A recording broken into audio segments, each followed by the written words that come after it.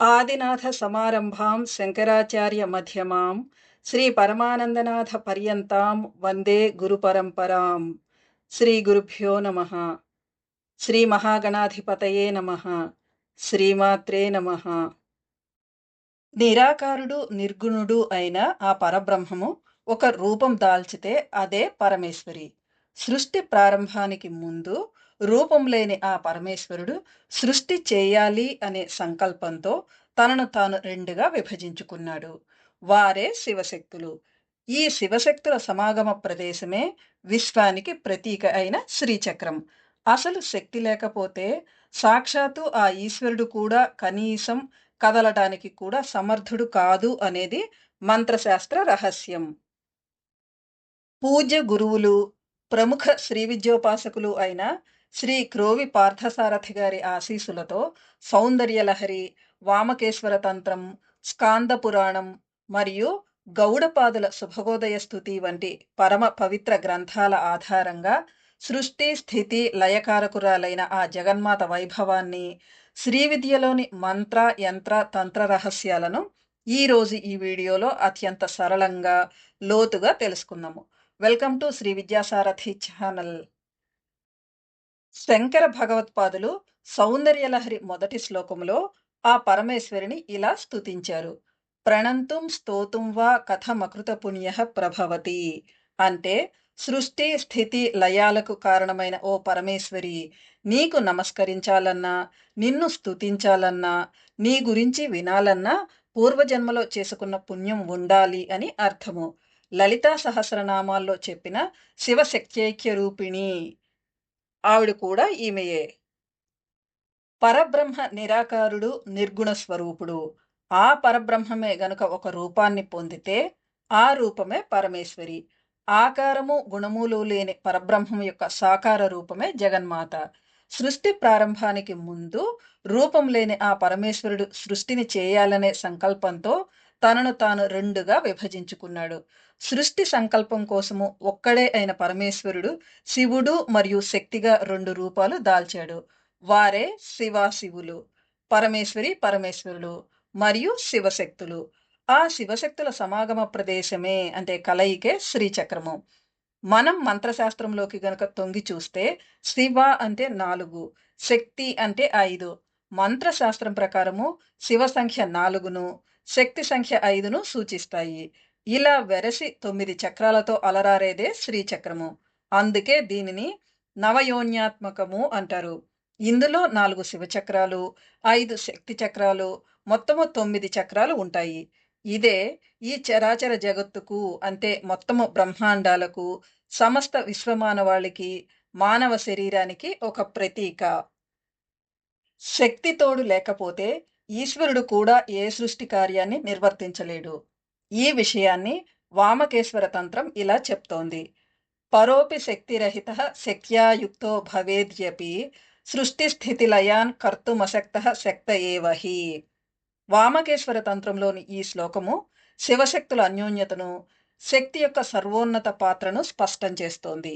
ఈ శ్లోకం అర్థం ఏమిటంటే, సర్వోన్నతుడైన ఆ పరమేశ్వరుడు కూడా శక్తి లేనివాడైతే సృష్టి స్థితి లయకారక పనులను చేయలేడు. కేవలము ఆ పరాశక్తితో కూడి ఉన్నప్పుడు మాత్రమే ఆయన ఈ పనులన్నింటినీ చేయగల సమర్థుడవుతాడు. శివుడు జ్ఞానస్వరూపుడైతే ఆ జ్ఞానాన్ని ఆచరణలోకి తెచ్చే క్రియాస్వరూపిణి అమ్మవారే. మానసోల్లాసము అనే గ్రంథం ప్రకారము శివుడు శక్తి వేరువేరు కాదు, ఇద్దరూ ఒక్కటే. శివుడు లేకుండా శక్తి కానీ, శక్తి లేకుండా శివుడు కానీ ఉండలేరు. ఈ విషయాన్ని గ్రంథంలోని ఈ శ్లోకం స్పష్టం చేస్తోంది. ఏపి బ్రహ్మాదయో దేవా భవంతి వరదాయినః త్వద్రూపం శక్తిమాసాద్యతే భవంతి వరప్రదః తస్మాత్ త్వయేవ సర్వత్ర కర్మణాం ఫలదాయిని. అంటే వరాలను ఇచ్చే బ్రహ్మ మొదలైన దేవతలంతా నీ అంటే అమ్మవారి శక్తిని పొందటం వల్లే ఆయా వరాలను ఇవ్వగలుగుతున్నారు. కాబట్టి సమస్త కర్మలకు వాటి ఫలాలను ఇచ్చే అసలైన ఫలదాతవు నువ్వే అని అర్థము. బ్రహ్మ విష్ణు మహేశ్వరులు జగత్తుకు వరాలు ఇస్తున్నారు అంటే దానికి వారి వెనుక ఉన్న అమ్మవారి శక్తే కారణం. సృష్టిలోని సమస్త జీవుల కర్మలకు ఫలాన్ని అందించే అసలైన శక్తి ఆ పరమేశ్వరియే. నూలు లేకుండా వస్త్రము, మట్టి లేకుండా కుండ ఎలా లేవో, శక్తి లేకుండా శివుడు లేడు. శివుడే శక్తి, శక్తే శివుడు. ఇద్దరూ ఒక్కటే. కానీ ఉపాసకులు తమ మనస్సులోని సంస్కారాలు, భావాల వల్లే వీరి మధ్య భేదాలను సృష్టిస్తున్నారు. 'పరిమళ' అనే గ్రంథంలో చెప్పినట్లుగా అలేఖ్య విశేష ఇవ గజ వృషభయోర్ద్వయోః ప్రతిభాసం ఏకాస్మిన్నేవార్థే శివశక్తి విభాగ కల్పనాం కుర్మః. అంటే ఒకే బొమ్మను చూసి కొందరు ఏనుగు అనుకుంటే మరికొందరు ఎద్దు అనుకున్నారు.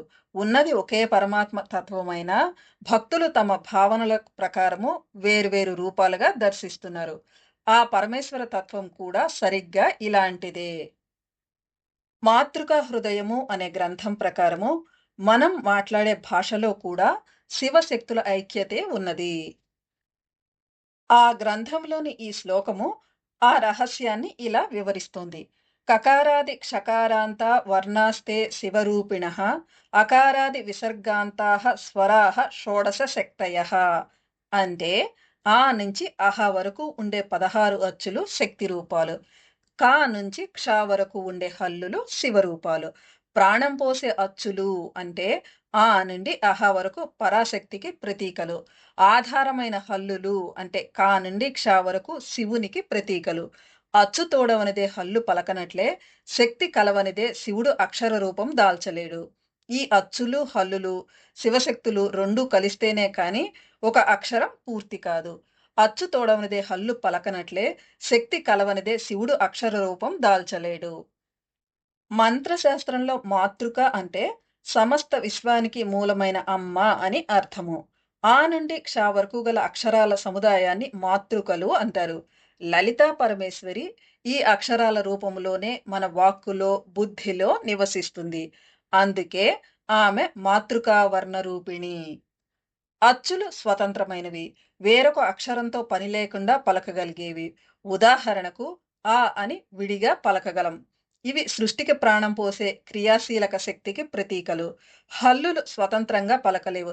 క్ అనే హల్లుకు ఆ అనే అచ్చు తోడైతేనే క అనే పూర్తి అక్షరం అవుతుంది. శివుడు నిర్గుణుడు, నిశ్చలుడు. ఆయనకు శక్తి అంటే అచ్చు తోడైనప్పుడే సృష్టి అనే అక్షరం వ్యక్తమవుతుంది. మనం మాట్లాడే ప్రతి మాటలోనూ శివశక్తుల ఐక్యత ఉంది. అచ్చు అంటే శక్తి లేకపోతే హల్లు అంటే శివుడు పలకడానికి వీలు పడదు. అందుకే శక్తి లేని శివుడు శవంతో సమానం అంటారు. మనం పలికే ప్రతి అక్షరం వెనుక ఈ ఇద్దరి సమాగమం ఉంది. విశ్వమంతా నాదమయం. ఆ నాదమే అమ్మవారి స్వరూపం. రుద్రయామల తంత్రం మంత్రశాస్త్రంలో శక్తి యొక్క ప్రాధాన్యతను అత్యున్నతంగా చాటి చెబుతోంది. శక్తి ప్రాణశ్చ జీవశ్చ మంత్రో నాదః శివో రవిః. దీని ప్రకారము మంత్రశాస్త్రంలో శక్తియే ప్రాణము మరియు జీవము. శివుడు ప్రకాశ స్వరూపుడైన సూర్యుడైతే ఆ సూర్యునిలోని తేజస్సు, నాదము మరియు మంత్రశక్తి అంతా ఆ పరాశక్తియే. శక్తి లేకపోతే మంత్రానికి ప్రాణమే ఉండదు.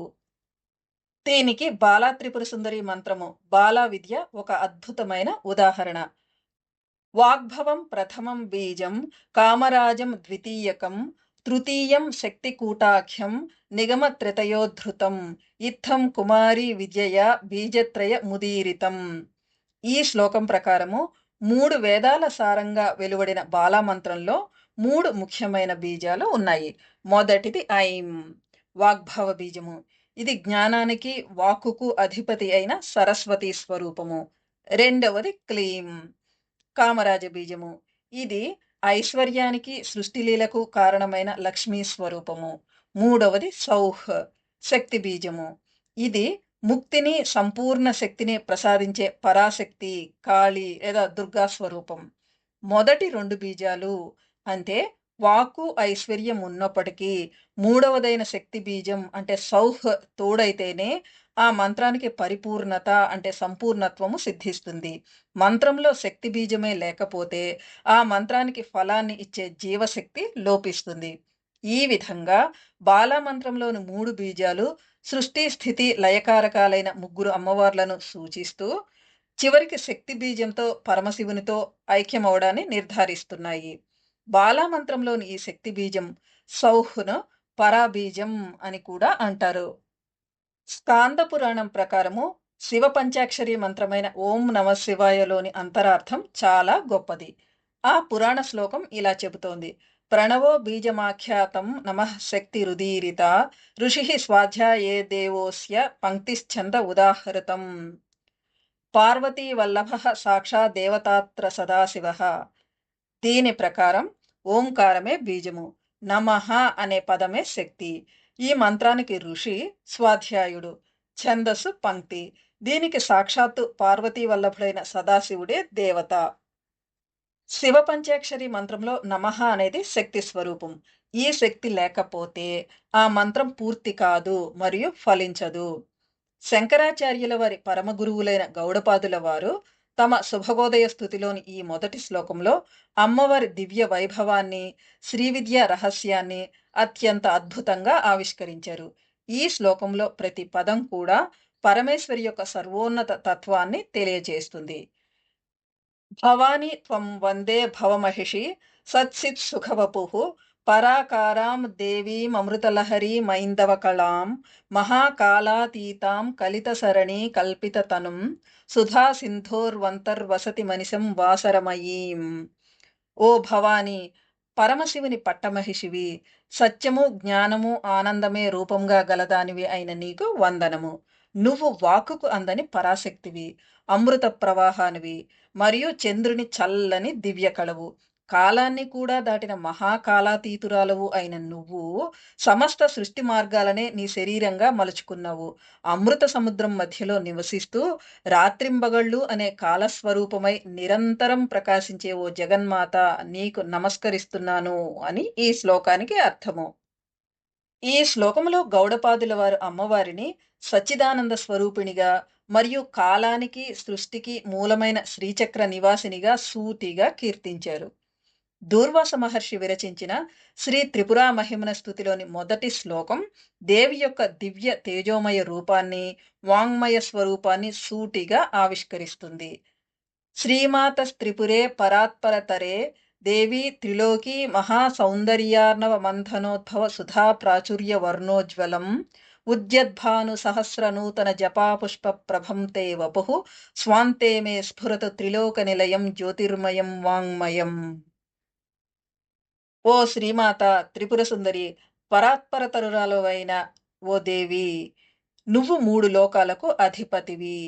క్షీరసాగర మథనంలో పుట్టిన అమృతంలా ప్రకాశించే తెల్లని కాంతితో, ఉదయిస్తున్న వేలాది సూర్యుల తేజస్సుతో మరియు ఇప్పుడే వికసించిన ఎర్రని మందార పూల రంగుతో నీ దివ్య శరీరం వెలిగిపోతోంది. మూడు లోకాలే నివాసంగా కలిగిన వెలుగులమయమైన మరియు సమస్త శబ్ద శాస్త్ర భాషా స్వరూపమైన ఆ నీ వాంగ్మయ రూపము నా మనస్సులో ఎల్లప్పుడూ ప్రకాశించుగాక.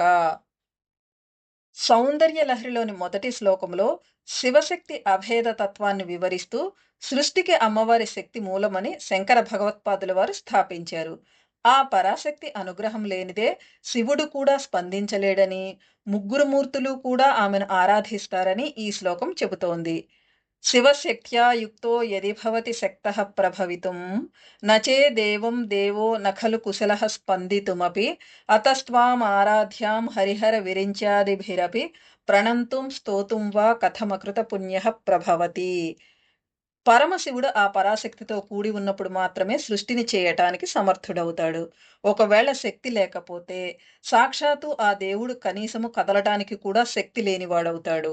అందువల్ల బ్రహ్మ విష్ణు మహేశ్వరుల చేత కూడా ఆరాధింపబడే ఓ జగన్మాత, పూర్వజన్మలో పుణ్యం చేసుకోని వారికి నిన్ను నమస్కరించడం గాని లేదా నిన్ను స్తుతించటం కానీ ఎలా సాధ్యమవుతుంది?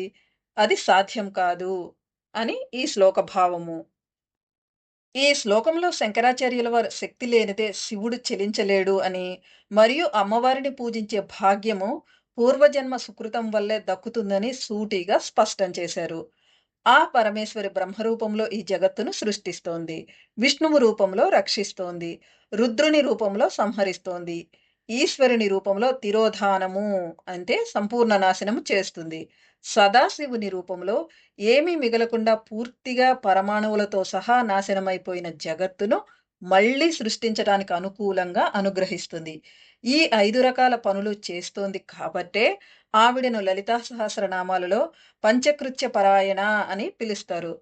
అర్హులైన వారికి ముక్తిని ప్రసాదించే ఆ దేవి యొక్క మంత్ర, యంత్ర, తంత్ర విషయాలనే శ్రీ విద్య అంటారు. ఈ రకంగా శంకర భగవత్పాదులు, గౌడపాదులు మరియు దూర్వాస మహర్షి వంటి మహోన్నతమైన జ్ఞానులు మనకు అందించిన పరమేశ్వర తత్వం ఇది. శివుడు, శక్తి వేర్వేరు కాదు. మన శ్వాసలో, మన వాక్కులో మరియు ఈ చరాచర జగత్తులో నిండి ఉన్నది ఆ ఒక్కటే అభేద స్వరూపం.